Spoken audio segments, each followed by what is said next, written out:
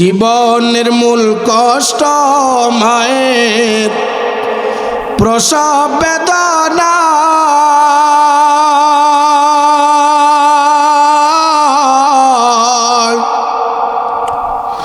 সাত আসমান সাত জমিন তখন মায়েরই মাথা। জীবনের মূল কষ্ট মায়ের প্রসব বেদনা,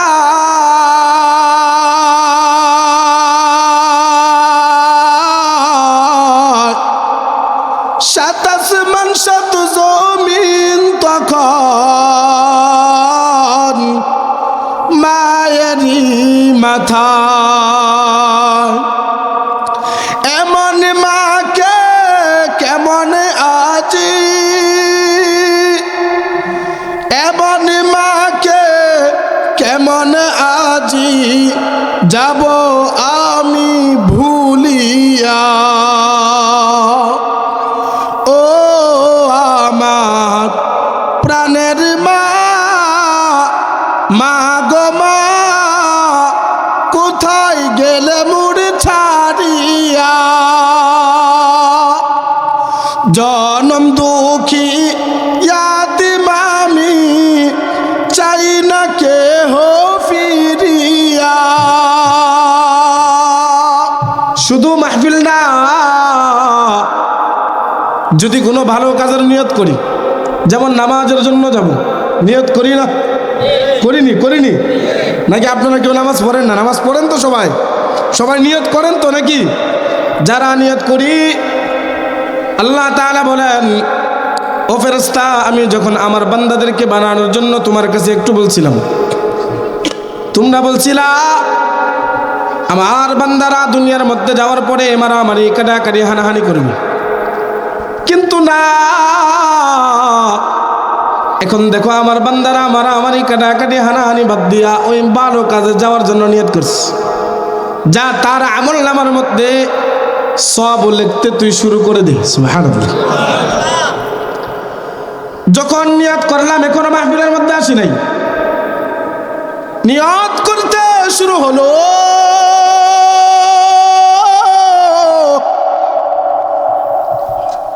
এখনো মাহফিলের মধ্যে আসি নাই, এখনই আমার আমলনামার মধ্যে আল্লাহ তাআলা সব লেখার জন্য আদেশ করে দিলেন। আবার ওই বান্দাটাই যখন কোনো যাত্রা গানে যাওয়ার জন্য নিয়ত করে, ওই বান্দাটাই, যে বান্দাটা মাহফিলে যাওয়ার জন্য নিয়ত করে, ওই বান্দাকে আবার যাত্রা গানে যায় না? আছে না নাই? ওই বান্দাটাই যখন যাত্রা গানে যাওয়ার জন্য নিয়ত করে, আল্লাহ তাআলাকে ফেরেশতা ডাক দিয়ে কয়, ও আল্লাহ, আপনি আপনার বান্দা যখন মাহফিলে যাওয়ার জন্য নিয়ত করলো, নামাজে যাওয়ার জন্য নিয়ত করলো, কোনো আহলে হক খানখাই যাওয়ার জন্য, আহলে হক উলামায়ে কেরামের সোহবতে যাওয়ার জন্য নিয়ত করলো, হে আল্লাহ, আপনি তো সব লেখার জন্য আদেশ করলেন, কিন্তু আপনার এই বান্দাটাই তো আবার ওই যে গুনাহ কাজ করার জন্য নিয়ত করলো, এখন কি করবো? এখন কি গুনাহ লিখতে শুরু করবো? আমার মালিক ডাক দিয়ে বলেন, না না না না না না না। আমার আল্লাহ তাআলা ফেরেশতাদেরকে ডাক দিয়ে বলেন, না,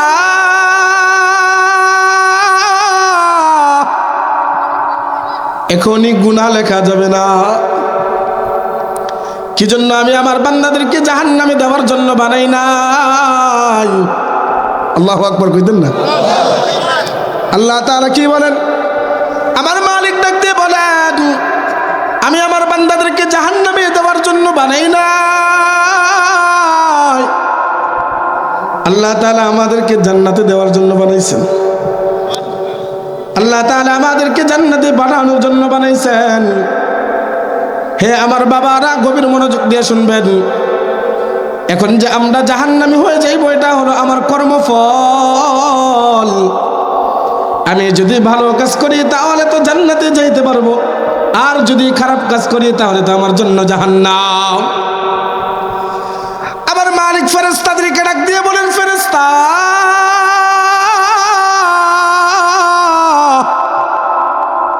আমি আমার বান্দাদেরকে একটা বান্দাকেও জাহান্নামে দেওয়ার জন্য বানাই নাই। এই যে আবু জাহেলের নাম শুনছেন, আবু লাহাবের নাম শুনছেন, উতবার নাম শুনছেন, সাইবার নাম শুনছেন, ফেরাউনের নাম শুনছেন। এখন তো তারা নাই, তার উত্তরসূরি ওই ভারতের সরকার মোদি রয়েছেন, তাদের নাম শুনছো। এখন তারাও কিন্তু তাদের জন্য আল্লাহ তাআলা একজনের জন্য একটা করে জান্নাত বানাইছে। এখন বলতে পারেন হুজুর সব উলামায়ে কেরামের মুখে শুনলাম তারা তো জান্নাত পাবে না, তারা তো জাহান্নামী খালিদিনা ফি নারি জাহান্নাম, তারা তো জাহান্নামে চলে যাইবে।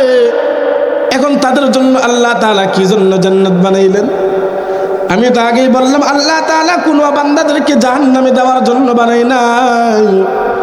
আল্লাহ তাআলা আবু জাহেলের জন্য একটা জান্নাত বানাইছেন, আবু লাহাবের জন্য আল্লাহ একটা জান্নাত বানাইছে, সকলের জন্য বিধর্মী যারা রয়েছেন সবার জন্য আল্লাহ জান্নাত বানাইছেন। এখন তারা তো জান্নাত পাবে না, তাদের জান্নাতগুলা কারা পাবে জানো? হে আমার বাবারা গভীর মনোযোগ দিয়ে শুনবেন, তারা তো জান্নাত পাইবে না রে বাবা। একটা আপনাদেরকে স্যাম্পল বুঝাই, যে বুঝানোটা হলো আপনারা বলেন তো, আমরা যে কোনো একটা কোম্পানির মধ্যে যদি চাকরি করি, সকাল 8টা থেকে বিকাল 5টা পর্যন্ত ডিউটি আছে না নাই? ওই সকাল 8টা থেকে বিকাল 5টা পর্যন্ত ডিউটি করলাম, ডিউটি করার পরে আমাদের এখানে মুনাফা আছে না নাই? নাই। যদি বেতন না দিয়ে চাকরি করবেন আপনারা? করবেন? এইরকম ব্যাকল তো আর আমরা না, আমরা তো বেতন ছাড়া চাকরি করতে পারবো না। কি জন্য বেতন ছাড়া চাকরি করবে? বিবি বাল বাচ্চা কেউ চলতে পারবে না। হে আমার বাবারা, সকাল 8টা থেকে বিকাল 5টা পর্যন্ত এটা হলো তোমার জন্য মূল ডিউটি। এবং বলেন না আরেকটা আপনাদের কাছে প্রশ্ন, সকাল 8টা থেকে বিকাল 5টা পর্যন্ত এটা মূল ডিউটি, ওই বিকাল 5টা থেকে রাত 8টা পর্যন্ত আবার ওভার টাইমের সিস্টেম আছে না নাই? ওই জায়গার মধ্যে আলাদা মুনাফা আছে না নাই? যদি আলাফা মুনাফা না থাকে তাহলে আপনি আমি কেউ চাকরি করব না। কি জন্য? মাগনা চাকরি করার কোনো ফায়দা নাই। এই সময়টা যদি আমার বিবিকে আমার আহলিয়াকে দিয়ে দেই, আমার আহলিয়া আমার পরিবার খুশি হয়ে যাবে, আমি আমার পরিবারকে সময় দিয়ে দিব, আমি আমার পরিবারকে সময় দিলেও এর চেয়ে তারও মূল্য হবে।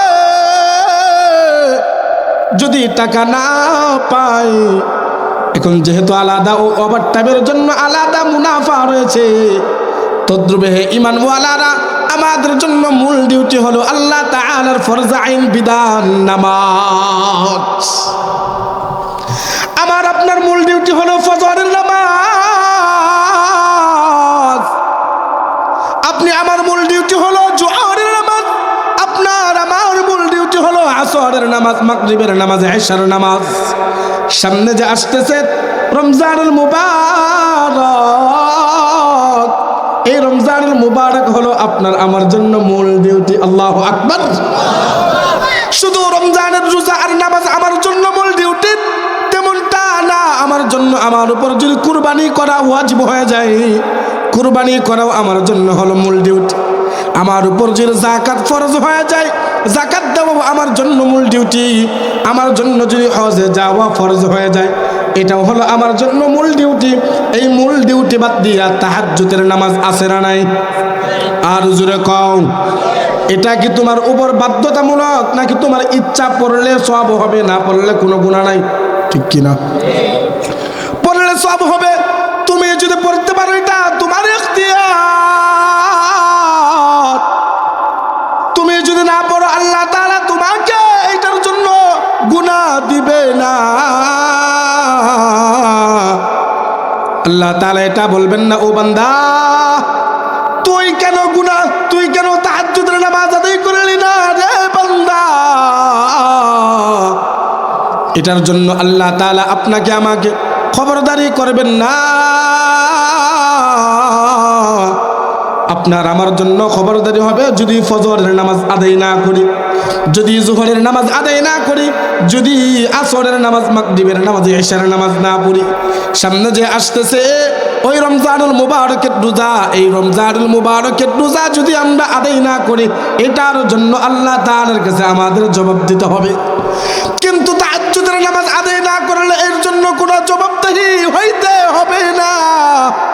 আচ্ছা বলেন না, আমাদের হুজুরদের মতো আল্লাহওয়ালা যারা তাহাজ্জুদের নামাজ একদিনও বাদ দেয় না, আছে না নাই? আর হুজুরে কও একটা ঘটনা মনে হয়ে গেছে, বলতাম বলবো এখনো কিন্তু আমি ওই আলোচনার দিকে, আমি যে তেলাওয়াত করেছি আয়াত, ওই দিকে কিন্তু ঢুকতে পারি নাই। শুনবেন ইনশাআল্লাহ? আয়াত ওই ঘটনাটা বলবো ইনশাআল্লাহ। বয়ান চলবে? মজা লাগতেছে? কতক্ষণ চলবে? সারাটা আপনারা তো বসে রয়েছেন, 12টা তো বসবো আমার, ঠিক না? যতক্ষণ আলোচনা করি শুনবেন ইনশাআল্লাহ, বেশি লম্বা আলোচনা করব না। গতকাল রাত 12:33 ময়মনসিংহ মাহফিল শেষ করে তারপরে ভালুকার থেকে রওনা হয়েছি 4:30 সদরঘাট, তারপরে এখান থেকে কেবিনে আবার আপনাদের ইলিশা ঘাটে আসা, এখান থেকে আসলাম এই পর্যন্ত। এত কষ্ট কইরা যদি মন মতো বয়ান না করতে পারি কাদাই হইতো না, ঠিক কিনা? শুনবেন ইনশাআল্লাহ? কারা কারা শুনবেন না?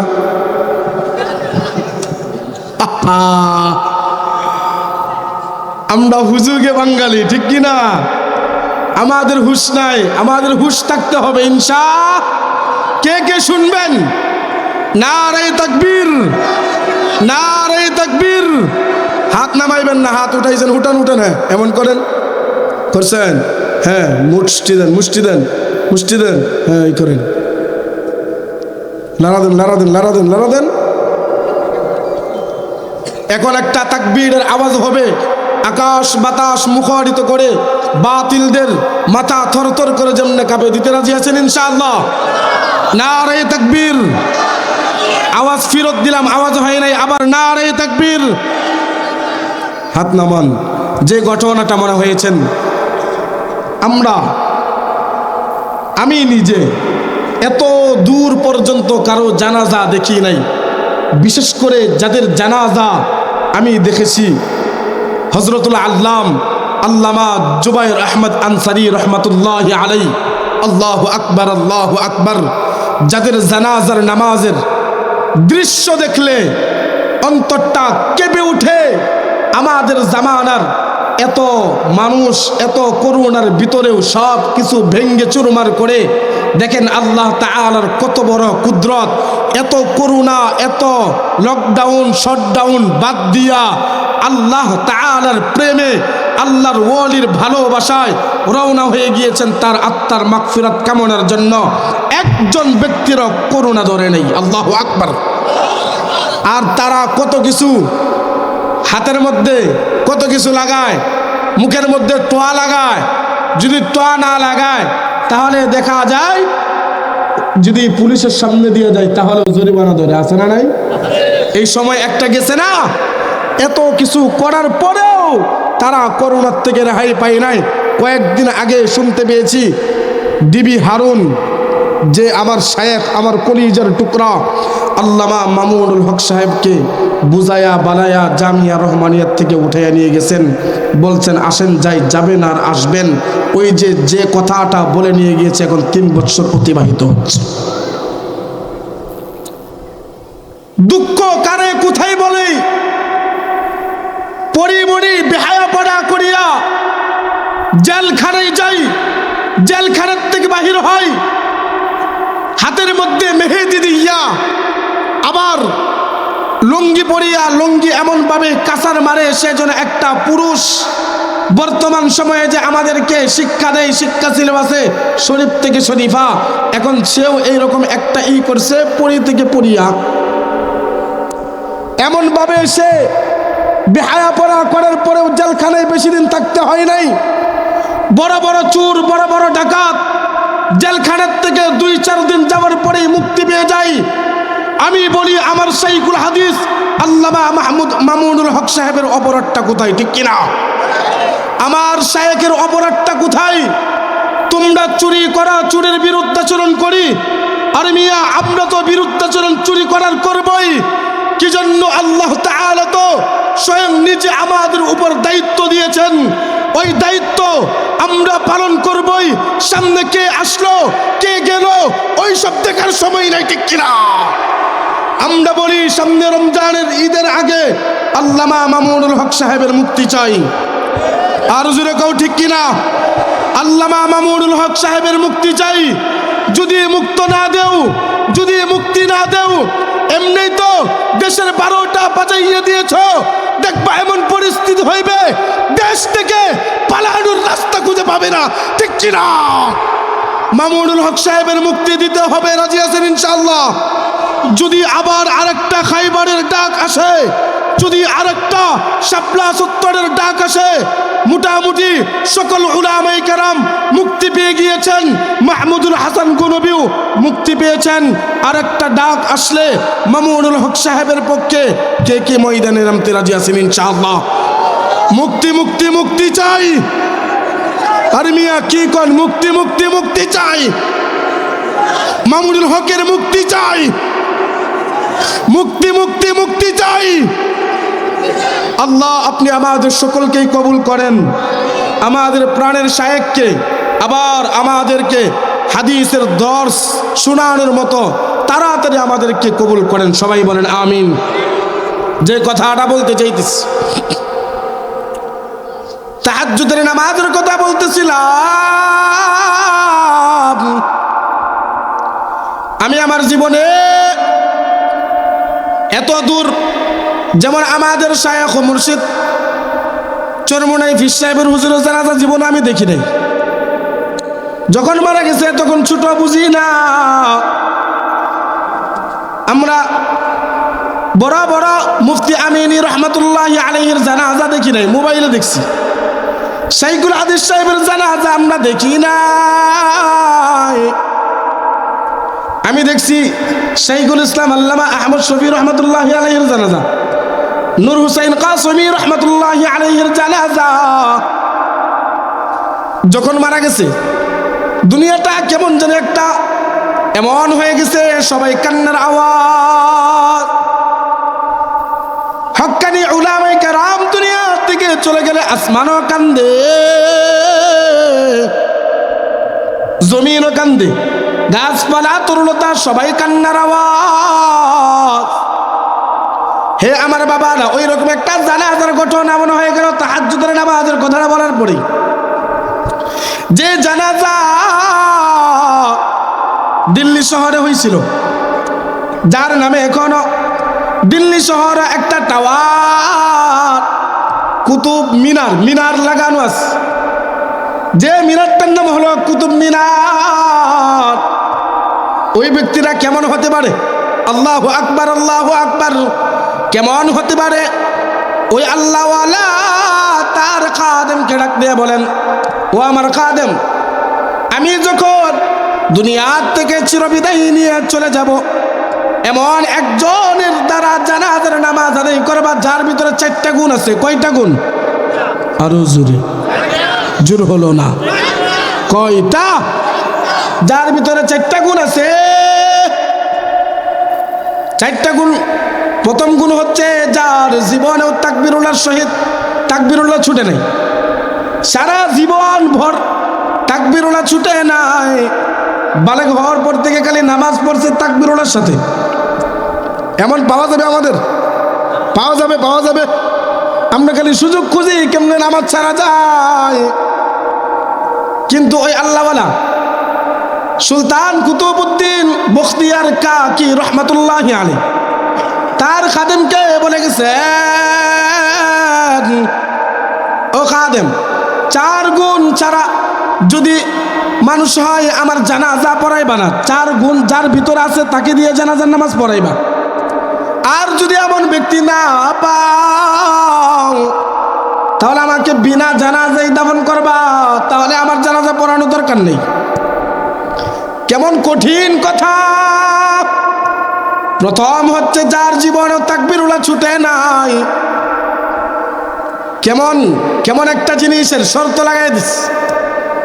আমি তো নিজে দেখছি এই ছোট্ট বয়সে আমার বাংলাদেশের মধ্যেও এমন আলেম আছে, এমন আল্লাহওয়ালা আছে যার 40 বছর ধরে একদিনও তাকবীরুল্লাহ ছুটে নাই। আল্লাহু আকবার।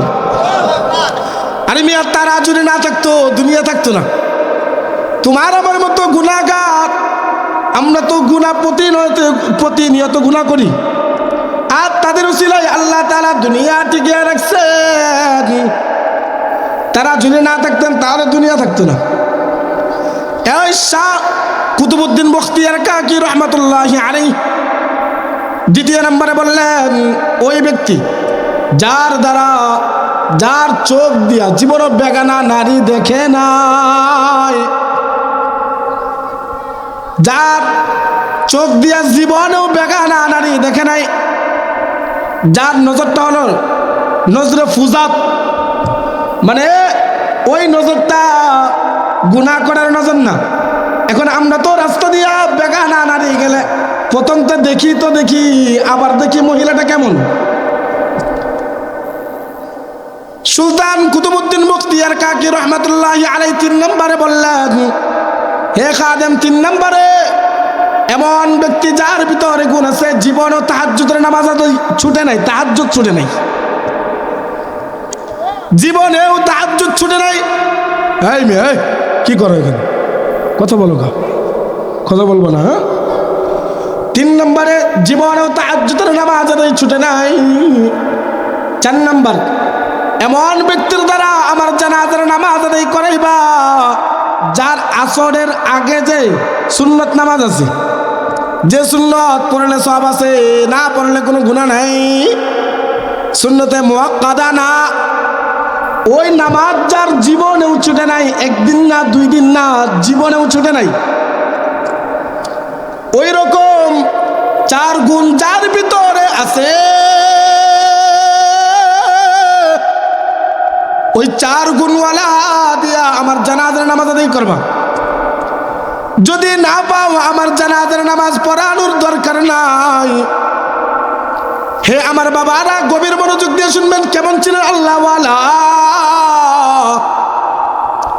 কয়েকদিন পরে মাশুকে হাকিকির কাছে চলে গেছেন। যখন এই দুনিয়ার থেকে চিরবিদায়ের জন্য আল্লাহ তাআলার আশিক তার কাছে চলে গেছে। চলে যাওয়ার পরে জানাজা রেডি হয়ে গেছে। ওই দিল্লি শহরের শানদার জানাজা তৈরি। এখন মানুষ দাঁড়াইছেন, হাজার হাজার লক্ষ লক্ষ কোটি কোটি মানুষ। তাই তো বললাম, আমি তো জুবায়ের আহমদ আনসারী রহমতুল্লাহি আলাইহির জানাজার দৃশ্যটা দেখছি, আহমদ শফি রহমতুল্লাহি আলাইহির জানাজার দৃশ্যটা দেখছি। ওই সুলতান কুতুবউদ্দিন বখতিয়ার কাকের সন্তানদের জানাজায় এত বিশাল হয়, তার জানাজাটা কেমন ছিল? আল্লাহু আকবার। ডাক দিয়ে বলে, যখন আল্লাহ তাআলার প্রিয় বান্দা চলে গেছেন আল্লাহ তাআলার কাছে, জানাজা প্রস্তুতি, তার খাদেম ডাক দিয়ে বলে, এখানে কে এমন আছো যার ভিতরে 4টা গুণ আছে? প্রথম গুণ, জীবনেও তাকবীরুল্লাহ ছুটে নাই। দ্বিতীয় গুণ, যার নজরে ফুজাত, জীবনেও এই নজর দ্বারা গুনাহ হয় না। তৃতীয় গুণ, যার জীবনেও তাহাজ্জুদ ছুটে নাই। চতুর্থ গুণ, জীবনেও আসরের নামাজের আগে সুন্নত ছুটে নাই। এখন তো ওখানে আল্লাহ মারা অভাব নাই, বড় বড় হাস্তি অভাব নেই। এত বড় আল্লাহর ওলির জানাজা, বড় বড় উলামায়ে কেরামের অভাব নেই। এক একজন মাটির নিচে তাকায়, আবার অতীত দেখে আমার কি এইরকম আছে কিনা। কেউ দেখে না, আমার দ্বারা সম্ভব না, সামনে যাইতে পারবো না। বড় বড় আলেমরা অতীতটা ঘাটতেছে, দেখে গুনার অভাব নাই, আর উলামায়ে কেরামরা কান্না করতেছে, কান্না করে। আর আল্লাহ তাআলার কাছে ওইখানে আলেমরা ডাক দিয়ে বলেন, আল্লাহ, এমন কে আল্লাহ আপনার ধন্য বান্দা রয়েছেন যার দ্বারা আপনি জানাজার নামাজটা পড়াইবেন। আমি তো জানি এখানে এমন যদি এই দিল্লির মধ্যে না থাকতো তাহলে আপনার ওলি এই কথাটা বলে যাইতেন না। নিশ্চয়ই এমন একজন আল্লাহ আপনার বান্দা আছেন যে বান্দার দ্বারা আপনার ওলির জানাজা পড়াবেন। আল্লাহ আমি তো বড় বড় কিতাব পড়াই, বড় বড় হাদিস পড়াই, কিন্তু আমার দ্বারা তো জানাজা পড়া সম্ভব না। যখন সময় যাইতেছে তো একজন আরেকজনের দিকে তাকাই, এমনি একজন আরেকজনের দিকে তাকায় দেখে কেউ তো সামনে যায় না। ঘন্টার পর ঘন্টা চলে যাইতেছে। হে আমার বাবারা, গভীর মনোযোগ দিয়ে শুনবেন। ঘন্টার পর ঘন্টা যাইতেছে, কিন্তু কেউ সামনে যাওয়ার সাহস পায় না। 4 গুণ তো তার ভিতরে নেই। কেউ যেহেতু পায় না, খাদেম ডাক দিয়ে বলেন, যেহেতু কাউকে পাওয়া যাইতেছে না, আমার শায়েখকে বিনা জানাজায় দাফন করে দাও। যখনই বলল বিনা জানাজায় দাফন করে দাও, ওই সময় একজন আল্লাহু আকবার বলিয়া চিল্লায় উঠছে, আমি জানাজা পড়াবো। আল্লাহু আকবার, আমি জানাজা পড়াবো। হে আল্লাহর ওলি কুতুবউদ্দিন বখতিয়ার কাকে আমাকে তুমি ধ্বংস করে দিছো। কি জন্য? আমার আমলের কথা আমার আল্লাহ ছাড়া কেউ জানতো না, তুমি প্রকাশ করে দিলা। আল্লাহু আকবার। আল্লাহ ছাড়া কেউ জানতো না আমার আমলের কথা, তুমি প্রকাশ করে দিলা। ও কুতুবউদ্দিন, তুমি আমাকে ধ্বংস করে দিলা। এই বলে আর কপালের মধ্যে চুম্বন খায়। হে আমার বাবারা, যে ব্যক্তিরা জানাজার জন্য সামনে গেছেন এখনো বড় আলেম না। আলেম হলে যে আল্লাহ ওয়ালা হয়ে যায় তা না। না, যে ব্যক্তিটা সামনে গেছে ওই ব্যক্তিটা কোনো আলেম না, কোনো মুফতি না, কোনো হাফেজ না। ওই দিল্লি শহরের একজন শাসক ছিলেন, সে একজন সুলতান, যার নাম সুলতান শামসুদ্দিন আলতামাস রহমতুল্লাহি আলাইহি। সে দেশ পরিচালনা করে, আবার তাহাজ্জুদ ছুটে না, তাকবীরও ছুটে না। দেশ পরিচালনা করে, আবার নজরটা নজরে ফুজাত, নজর দ্বারা কোনো গুনাহ হয় না। দেশ পরিচালনা করে, আসরের আগে সুন্নতটাও ছুটে না। আচ্ছা বলো না ভাই, ওই রকম যদি দেশ পরিচালক থাকে কোনো দেশের মধ্যে আকাম কুকাম হবে না? না না, আমাদের দেশ যেমনি পরিচালনা হয়, আমরা তো নামে বলি আমরা তাহাজ্জুদের নামাজ পড়ি, কোরআন তেলাওয়াত করি, আর দেশ পরিচালনা করতে শুরু করি। কিন্তু মেরে ভাই, হে আমার ভাই, একটু গভীর মনোযোগ দাও। বলতে চাই না, তাও কেন নজরের ভিতরে আটকায়ও রাখতে পারি না। আমরা তো নামে মুসলমান, কামে মুসলমান না, ঠিক কিনা? ঠিক কিনা? আমরা মানুষদের কাছে পৌঁছাই, কোরআন তেলাওয়াত না করি, আদেশ পরিচালনা করতে শুরু করি না। কিন্তু দেখা যায় সবচাইতে নিকৃষ্টতম কাজ আমাদের দ্বারা হয়, ঠিক কিনা? যদি নিকৃষ্টতম কাজ আমার দ্বারা না হইতো তাহলে জীবনে, যদি খাঁটি মুসলমান তোমরা হইতা, আমরা হইতাম, জীবনেও কোনো আলেম শাইখুল হাদিসরা জেলখানায় পৌঁছতো না, ঠিক কিনা? তোমরা নামে মুসলমান, কামে মুসলমান না। হে আমার বাবারা, ওই যে তাহাজ্জুদের নামাজ, এটা আমার জন্য একটা ওভারটাইম।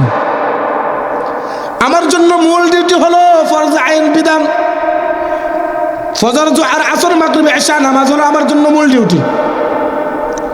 আর আমার জন্য সামনে রমজান মাস আসতেছে, এটা হলো আমার জন্য মূল ডিউটি। আর আমার জন্য ওভারটাইম হলো তাহাজ্জুদের নামাজ, আমার জন্য ওভারটাইম হলো আউয়াবিনের নামাজ, আমার জন্য ওভারটাইম হলো চাশতের নামাজ, ইশরাকের নামাজ, আমার জন্য ওভারটাইম হলো নফল রোজা রাখা, আমার জন্য ওভারটাইম। যদি কোনো ব্যক্তি ফরজে আইন বিধান মানে মূল ডিউটি পালন করলো, মূল ডিউটি পালন করার পর ওভারটাইম করলো, মানে তাহাজ্জুদের নামাজগুলো আদায় করলো, আউয়াবিনের নামাজ আদায় করলো, চাশতের নামাজ আদায় করলো। আল্লাহ তাআলা বলেন আমি আমার ওই বান্দাদেরকে যারা ফরজ আইন বিধানগুলো আদায় করলো, যারা চাশতের নামাজ আদায় করলো, ইশরাকের নামাজ আদায় করলো, ওই বান্দাদেরকে আমি আবু জাহেলের জান্নাতটা পুরস্কার দান করব। সুবহানাল্লাহ কইলেন না? আরো জোরে বলেন না সুবহানাল্লাহ, আর আওয়াজ দিয়ে বলেন না সুবহানাল্লাহ। আরে মিয়া, আবু জাহেলের জান্নাতটা আমাদেরকে আল্লাহ পুরস্কার দান করবেন। আল্লাহু আকবার। মোদি যত বড় ক্ষমতাশালী হয়ে যাক, তাগুত সে যত বড়ই ফিলিস্তিনের বিরুদ্ধাচরণ করুক না কেন, তার জান্নাতটা আল্লাহ তাআলা আমাদের জন্য বরাদ্দ করে রাখছেন। আল্লাহু আকবার। তার জান্নাতটা আমরা পাবো। দুনিয়ার বাহাদুরি যাহা করা দরকার করো, খেলা হবে মরলে, ঠিক কিনা? তোমরা বলো না খেলা হবে? হ্যাঁ, খেলবো আমরা। মরলে টের পাইবা, মাসে আসে কয়দিন আর যায় কয়দিন, ঠিক কিনা? মরবা, মরতে দেরি হবে। ওই তাগুতরা দেখবেন যারা মুসলমান হওয়ার পরেও আলেম বিরুদ্ধাচরণ করে, আলেমদেরকে জঙ্গিবাদ বলে, আলেমদেরকে মৌলবাদ বলে, আলেমদেরকে ফতোয়াবাজ বলে, আলেমদেরকে ধর্ম ব্যবসায়ী বলে, তাদেরকে দেখবেন মরার সময় জিহ্বাটা বাহির হয়ে যায়। তারা কোনো ঈমানওয়ালাদের মতো হেসে হেসে মৃত্যুবরণ করতে পারে না, ঠিক কিনা? এখন আপনার সন্তানদেরকে কুসন্তানই হবে, এটাই ঠিক কিনা? এখন তোমার সন্তানকে যৌবন কেমনে প্র্যাকটিস করতে হয়, সপ্তম শ্রেণীর মধ্যে তোমরা পুরুষ থেকে মহিলা হয়ে যাইবা কেমনে, মহিলা থেকে পুরুষ কেমনে হয়ে যাইবা। আচ্ছা বাবারা, এখানে তো মুরব্বীরা বেশি, আপনাদের কাছে আমার একটা প্রশ্ন। আচ্ছা বলেন তো, আপনি তো প্রায় 60-70 বছর ধরে, যাদের বয়স হয়ে গেছে 60-70 বছর ধরে পুরুষ আছেন, এখন যদি মনে মনে মহিলা চিন্তা করেন, মহিলা হয়ে গেছেন? আরো জোরে কোন? হ্যাঁ যুবকরা আওয়াজ দে, আরো আওয়াজ দাও। মহিলা হয়ে গেছ? দেহ আছে কিনা? কেমন বুকার স্বর্গে তারা বাস করে। যদি একটা পুরুষ মনে মনে মহিলা চিন্তা করে, সেই আইন মিয়া, এটা 92% মুসলমানের দেশ, সেই আইন বাংলাদেশের মধ্যে বাস্তবায়িত করার জন্য আপ্রাণ চেষ্টা চলছে। যদি আপনি পুরুষ চিন্তা করতেছেন মনে মনে মহিলা, আপনাদেরকে মহিলা হোস্টেলে থাকতে দিবে। যদি ওইখানে আপনার যৌবনের পাওয়ারটা বৃদ্ধি হয়ে যাওয়ার পরে কোনো মহিলার সঙ্গে আপনি ইটিস পিটিস করেন, তাহলে আপনার কিছুই হবে না, মহিলার মামলা হবে। আইন বাস্তবায়িত করতে চাই, যে আইনটা আমার মা বোনদেরকে ইজ্জত, আমার মা বোনের ইজ্জত নিয়ে তারা লীলা খেলা শুরু করেছে, ঠিক কিনা? আমার মা বোনদেরকে তারা এমনভাবে আপ্রাণ চেষ্টা করছে যে আমার মা বোনরা তার যে ইজ্জতটা রয়েছে, ইজ্জত না নিয়ে যেতে পারে কবরের মধ্যে। পুরুষরা আমার মা বোনদেরকে নষ্ট এবং এমনভাবে যৌন হয়রানি করিয়া দুনিয়ার থেকে কবরের মধ্যে যেতে পারে, সেই আপ্রাণ চেষ্টা করছে বর্তমান সমাজ। এখন আমরা বললেই তো আমরা বালা না, আমাদেরকে বলে হুজুররা এইসব নিয়ে এত চুলকাই কেন? আরে মিয়া, তোমাদেরকে দেখছি জাহান্নামে যাইতেছ, আলেমদেরকে তো জ্বলবে, আর তোমরা তো বুঝোই না দুনিয়া কি আর আখিরাত কি। তোমরা চাও নিজ দিয়ে আসুক আর খায়, দিন যাক আর রাত পোহাক, আমার সন্তান কি হইল না হইল দেখার সময় নেই, ঠিক কিনা? তারপরেই দেখা যায় ওই কুলাঙ্গের গুলা বৃদ্ধাশ্রমে বৃদ্ধ বয়সে ওই জায়গার মধ্যে দিন কাটাইতে হয়, ঠিক কিনা? তোমার সন্তান যখন সুসন্তান হয়ে যাইবে, গ্যারান্টি আমি আব্দুল সালাম দিয়ে যাই, আমার ঠিকানাও দিয়ে যাই, ময়মনসিংহ যায় আমার নাম বললে এক নামে চিনবে, ওইখানে চলে যাইবা। যদি সুসন্তান হয়ে গেলে তোমার কোশ্চিনকালেও বৃদ্ধাশ্রমে যাইতে হবে না। আর যখন তোমার সন্তান কুসন্তান হয়ে যাবে, বিবি হারুনের মতো কুসন্তান হবে, রাশেদ খান মেননের মতো কুসন্তান হয়ে যাবে, মুরগি সুরা শাহরিয়ার কবিরের মতো কুসন্তান হয়ে যাইবে, এবং টাকলা মুরাদের মতো কুসন্তান হয়ে যাইবে, মোদির মতো কুসন্তান হয়ে যাইবে। দেখবা তোমার তো বৃদ্ধাশ্রমেই যাইতে হবে, ঠিক কিনা? এই জন্য তোমার সন্তানকে সুসন্তান কেমনে বানাইবা?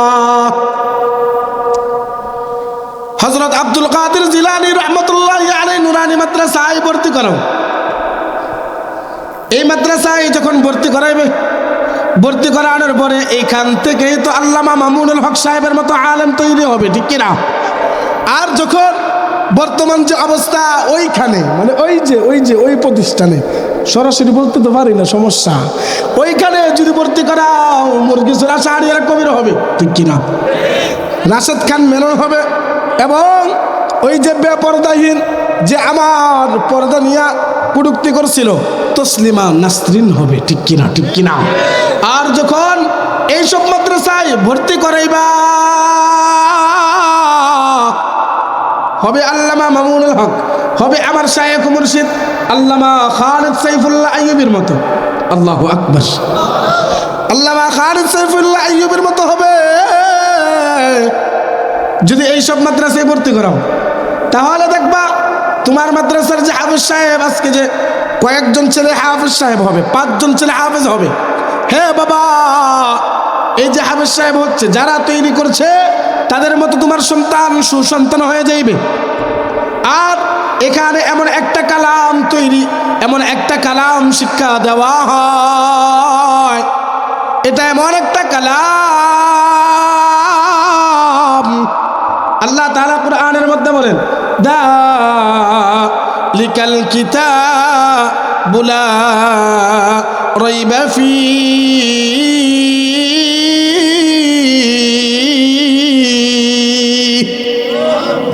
আল্লাহ তাআলা স্বয়ং নিজে বলতেছেন, আমি আব্দুল সালাম জিহাদি বলছি না, আমার আল্লাহ তাআলা স্বয়ং নিজে ডাক দিয়ে বলতেছেন, এটা এমন একটা কিতাব, এটা এমন একটা কালাম, যে কালামের মধ্যে কোনো ভুল নাই, নির্ভেজাল কালাম। এই কালামের মধ্যে যে হরফ আছে, হরফ, এই হরফগুলো যদি কেউ পড়ে এবং শুনে, উভয়ের আমলনামার মধ্যে সব ঢুকতে শুরু করে। সুবহানাল্লাহ। যেমন আলিফ পড়লাম আমি, বা তা তা জিম হা পড়লাম, পড়তে দেরি হলো, আল্লাহ তাআলা ডাক দিয়ে বলেন, ও ফেরেশতা, আমার বান্দা আলিফ পড়ছে, যা তার আমলনামার মধ্যে 10টা নেকি উঠাইয়া দিন। সুবহানাল্লাহ। যারা শুনলেন, আপনারা শুনলেন, আপনাদের আমলনামার মধ্যে 10টা নেকি উঠে গেছে। সুবহানাল্লাহ। এটা এমন একটা কালাম। সামনে যে রমজান আসতেছে, আল্লাহ তাআলা যে কুরআনের মধ্যে বললেন, ইয়া আইয়ুহাল্লাযীনা আমানু কুতিবা আলাইকুমুস সিয়াম কামা কুতিবা আলাল্লাযীনা মিন ক্বাবলিকুম লাআল্লাকুম তাত্তাকুন। আল্লাহ তাআলা ডাক দিয়া বলেন, হে ঈমানওয়ালারা, ঈমানদারদেরকে ডাক দিয়েছেন, ইয়া আইয়ুহাল্লাযীনা আমানু কুতিবা আলাইকুমুস সিয়াম। সবাই দেখি অন্যদিকে মনোযোগ, ভালো লাগতেছে না? বয়ান ছেড়ে দিব, বয়ান চলবে ইনশাআল্লাহ। সবাই এইদিকে একটু নজর করেন না বাবা। আল্লাহ তাআলা আমাদের সকলকেই কবুল করেন, আর জোরে করে আমিন। আল্লাহ তাআলা যে বললেন, ইয়া আইয়ুহাল্লাযীনা আমানু কুতিবা আলাইকুমুস সিয়াম কামা কুতিবা আলাল্লাযীনা মিন ক্বাবলিকুম লাআল্লাকুম তাত্তাকুন। আল্লাহ তাআলা ডাক দিয়ে বলতেছেন, হে ঈমানওয়ালারা, আমি তোমাদের উপর রমজানের সিয়াম ফরজে আইন বিধান করলাম। এখন যে এটা ফরজে আইন বিধান করলাম, শুধু কি তোমাদের উপরেই করলাম? না না না না না, তোমাদের পূর্বে যারা ছিল তাদের উপরে এটা ফরজ ছিল। এই রমজানের রোজা রাখলে কি হবে? এই রমজানের রোজা রাখলে মুত্তাকি হতে পারবা। এটা এমন একটা আমল, এটা এমন একটা ইবাদত, এটা এমন একটা জিনিস যে রোজা কোনো মানুষকে দেখানোর জন্য রাখা যায় না। এই রোজাটা একমাত্র শুধুমাত্র আল্লাহকে দেখার জন্যই রাখা যায়। কাকে দেখার জন্য? আর আল্লাহকে একটু জোরে ডাক দেন না, আল্লাহ। আর আওয়াজ দিয়ে ডাক দেন না আল্লাহ। আল্লাহ তাআলা হাদিসে কুদসির মধ্যে বলেন, আস-সাওমু লি ওয়া আনা আজজি বিহি। হে রোজাদার, আমি আল্লাহ তাআলা তোদের এবং তোরা আমি আল্লাহর। আল্লাহু আকবার। আচ্ছা, আল্লাহ যদি আমার হয়ে যায়, আল্লাহ যদি আমার হয়ে যায়, কোনো ভয় আছে? আরো জোরে কও। এই আসমানটা কার? আরো জোরে কন। জমিনটা কার? আমি কার? আমার শরীরে যে রক্তটা এটা কার? আমার যে শরীরের মধ্যে যৌবন আছে যৌবনটা কার? তো আল্লাহর সবকিছু, আল্লাহর জমিনে আল্লাহর কথাই চলবে, আল্লাহর আইন চলবে, কোন তাগুত গোষ্ঠীর আইন বাস্তবায়িত হবে না, ঠিক কিনা? তো আল্লাহ তাআলা বললেন, হে রোজাদার, আমি আল্লাহ তাআলা তোদের এবং তোরা আমি আল্লাহ তাআলার। যদি আল্লাহ তাআলা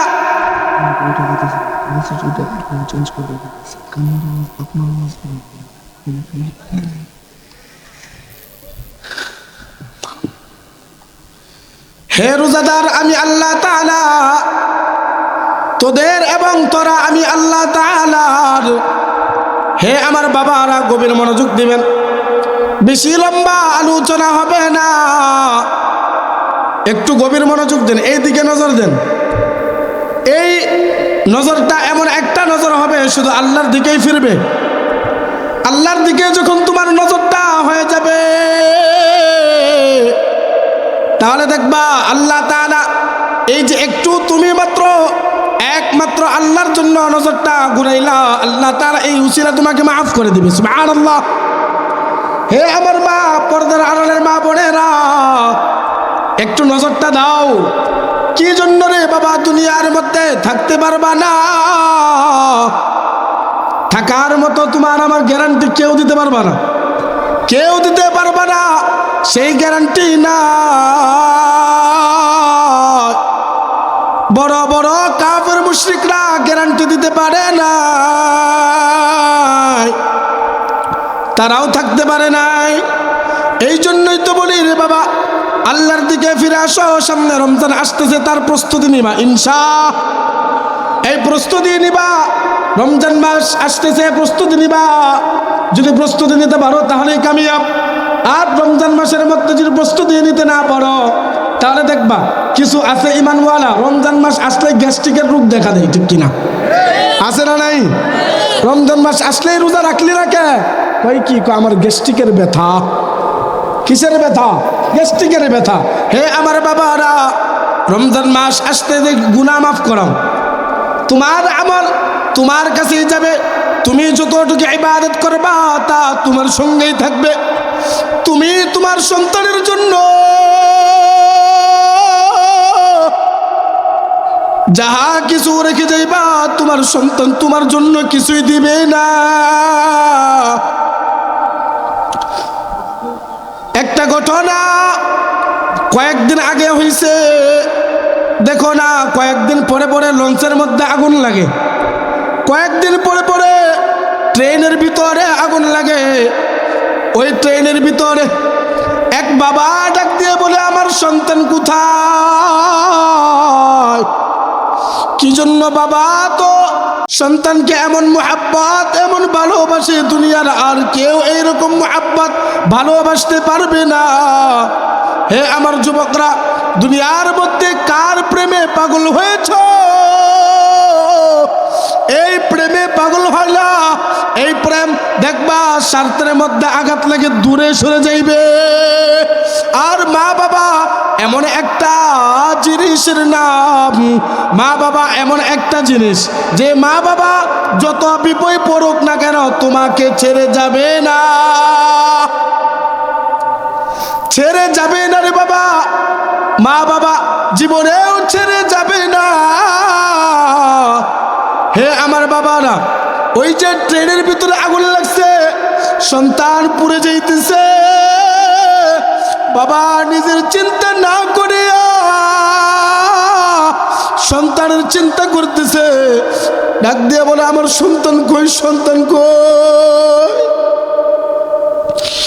হে যুবকরা, বাবাকে যারা কষ্ট দাও, মাকে যারা কষ্ট দাও, তোমাদেরকে বলছি রে, যখন বাবা হইবা তখন বুঝবা বাবা হওয়া কত যে জ্বালা। হে আমার যুবতী বোনরা, যখন মা হইবা তখন বুঝবা মা হওয়া যে কত জ্বালা। এখন তো মা একটা কথা বললে তুমি রাগান্বিত অবস্থায় বাড়ির থেকে বাহির হয়ে যাও, বাবা কথা বললে বাড়ির থেকে বাহির হয়ে যাও। হে আমার যুবকরা, বাবা কত কষ্ট করে জানো নি? তোমার লেখাপড়া করানোর জন্য রিক্সা চালায়, ক্ষুধা লাগে, বাবা খাই না, বাবা খাইতে রাজি না। কি জন্য? আমার সন্তানের জন্য একটা 5 টাকা দিয়ে কলম কিনতে হবে, ঠিক কিনা? বাবা খাই না, সন্তানের জন্য একটা কলম কিনতে হবে, এই জন্য বাবা খায় না। আর মা তোমাকে না খাওয়াইয়া জীবনেও মা খাবে না। এই জন্যই তো বলি রে বাবা, জীবনেও মা বাবাকে কষ্ট দিবা না। মা কেমন একটা জিনিসের নাম, মা এমন একটা জিনিসের নাম, মার কষ্ট যদি এক পাল্লায় রাখো, দুনিয়ার সব কষ্ট যদি আরেক পাল্লায় রাখো, মার কষ্টটা, প্রসবের যে কষ্টটা রয়েছে ওই কষ্টটাই বৃদ্ধি হয়ে যাবে, ঠিক কিনা? কি জন্য এই কষ্টর তুলনা হয় না। তাই তো আমাদের আরেক আলেমের কণ্ঠে একটা গজল শুনেছিলাম, ইনি গজলের শুনেছিলেন, কি সুন্দরভাবে মার কথাটা তুলে ধরলেন। জীবনের মূল কষ্ট মায়ের প্রসব বেদনা,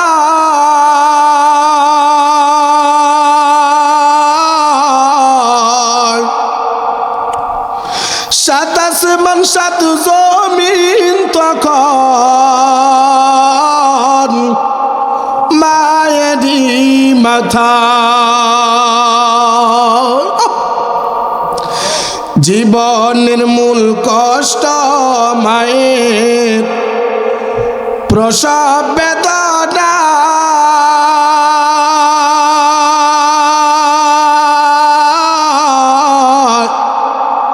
সাত আসমান সাত জমিন তখন মায়েরই মাথা।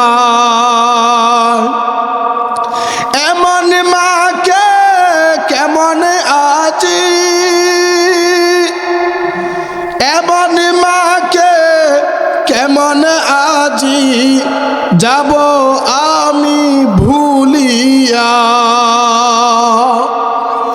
ও আমার প্রাণের মা, মা গো মা, কোথায় গেলে মুড় ছাড়িয়া। জনম দুঃখী ইয়াতিম আমি, চাই না কেহ ফিরিয়া।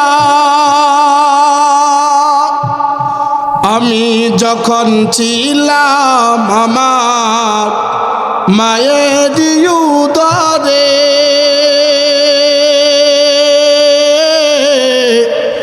চলাফেরা করতাম যে মায়